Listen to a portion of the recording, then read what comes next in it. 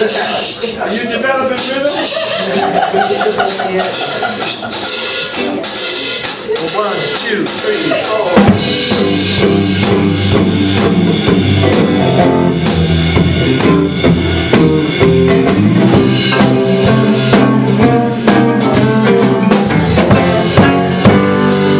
I got some hot spaghetti, a cold onion side of beef,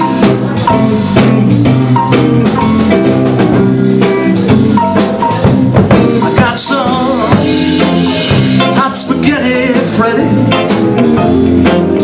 cold onion singing, talk about a side, talk about a side, talk about a side of beef. I just don't understand why that woman, why she never loved me.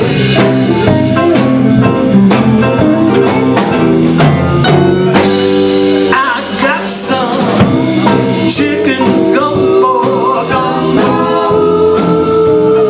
hot dog sauerkraut, makes me wanna shout, sauerkraut. I got some chicken gumbo, hot dog sauerkraut, make me wanna shout, sauerkraut. Won't somebody tell me why that woman, why she throw me out?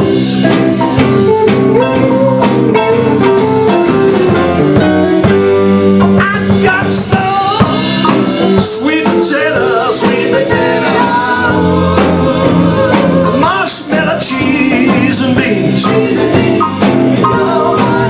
You know what I mean? Cheese and beans. I got some sweet potato, marshmallow, cheese and beans. Got mine, you know what I mean? Cheese and beans. Tell me, why the baby, why she treat me so mean, so doggone mean.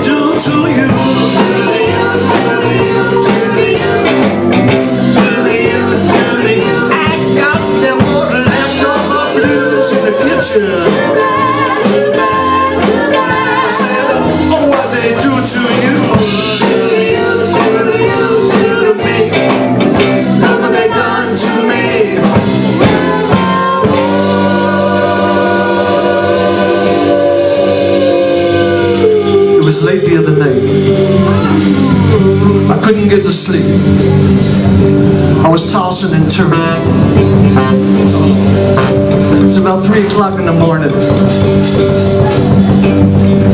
What'd you do? I knew I had to go down to the kitchen and get myself a little snack, a little late night snack, and maybe that would help me go to sleep. Yeah. You ever feel that way? Yeah.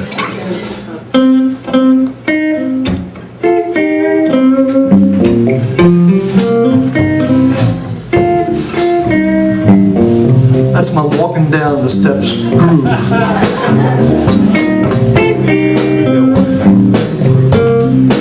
He's got it.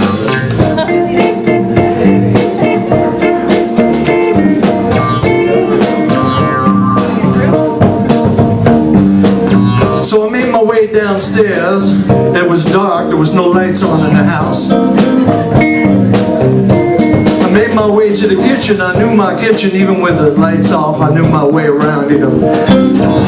I made it on down to the refrigerator. I opened up the door, and then finally a refrigerator light spilled out, and I could see what was going on. But inside my refrigerator there was nothing. I was broken hearted. Nothing. Let's give me a little more volume here. Nothing. Nothing. Nothing. Nothing. So I opened up the freezer, and I could barely make out in the back of the corner of the freezer underneath a bunch of crusted ice. There was something there, something there. I took out my sharpest carving fork, and I pounded that ice away. And I saw that underneath all that ice there was Tupperware. Tupperware. Sing it with me.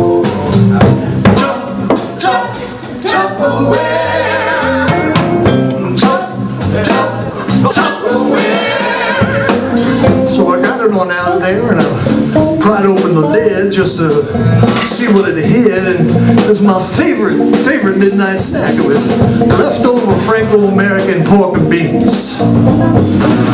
So I put it in the nucleator, and I set the timer for 5 minutes. 4 minutes. 3 minutes. 2 minutes. 1 minute. So I got out my spoon and I ate it right down. Went upstairs, got into bed, fell asleep, and I dreamed. I dreamed a dream that made me scream. Like to wake up the neighbors, wake up the neighbors.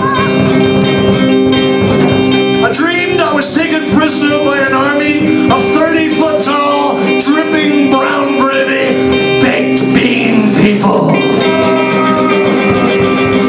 And they wanted me, they wanted me, they wanted my blood. They had me tied up to a stake across my shoulders, and they were stabbing me with pitchforks, and they were screaming in a language that I could not understand. I said, no, no, let me go. What did I do? Whatever it is, I'll never do it again. But they weren't listening. So they marched me up the side of a mountain. And up at the top of the mountain I could see there was a cave. And it looked like there was fire coming out of that cave.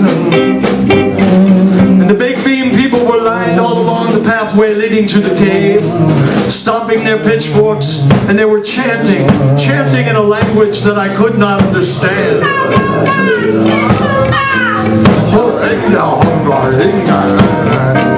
Just chanting all the time as I climbed up the side of the mountain and got closer to the cave. And as I reached the cave, I could see that deep down inside that cave there was fire, great fire. And as I walked inside the cave, it got hotter and hotter. We were disappearing down into the bowels of the mountain.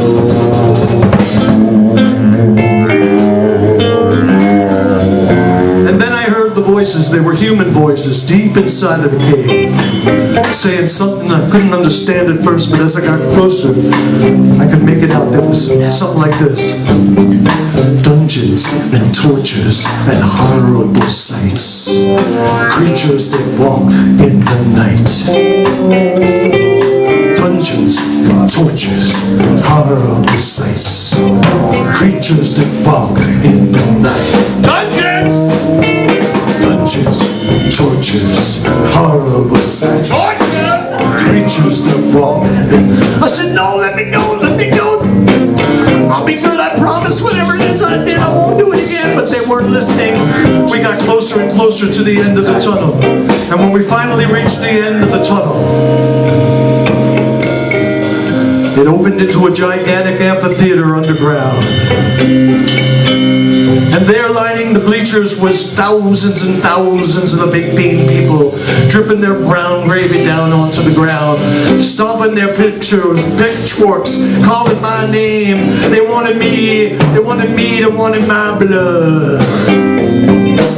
And they marched me out to the center of the amphitheater, and there in the middle of the amphitheater was a giant 50-foot tall can of Campbell's pork and beans, and a ladder rising up the side.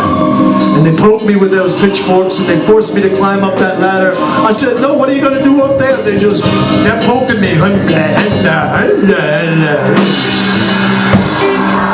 And I got to the top of the ladder, and they laid me down, and they spread-eagled me out on the top of the can, and they staked me out. And that's when I heard the motor for the first time. As they wheeled into position a 75-foot tall Black & Decker electric can opener. And the giant wheels clamped down on the rim of the can opposite my head. And the gravy was spilling out over the can onto my legs. And the wheels started spinning closer to my head. And I said, no, let me go. What did I do? I promise I won't do it again. Just let me out of here. Let me go home. I'll be a good boy. Please, not me. Let me go. Let me go. Let me go. And that's when I woke up. And I promised I would never eat another baked bean, kidney bean, black bean, chili bean, no kind of bean. And in the still of the night, they still reach for the refrigerator and try to make an honest sandwich. But they wind up hungry, not hardly even fed. Tonight in Hungerland.